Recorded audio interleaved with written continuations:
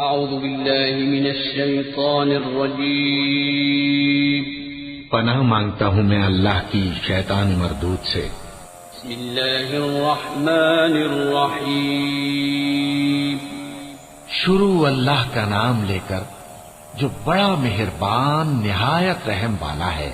قل اعوذ برب الناس ملک الناس الہ الناس من شر الوسواس الخناس الذي يوسوس في صدور الناس من الجنة والناس۔ کہو کہ میں انسانوں کے پروردگار کی پناہ مانگتا ہوں، یعنی لوگوں کے بادشاہ کی، لوگوں کے معبود کی، اس بڑے وسوسہ ڈالنے والے کی برائی سے جو اللہ کا نام سن کر پیچھے ہٹ جاتا ہے، جو لوگوں کے دلوں میں وسوسے ڈالتا ہے، خواہ وہ جنات میں سے ہو یا انسانوں میں سے۔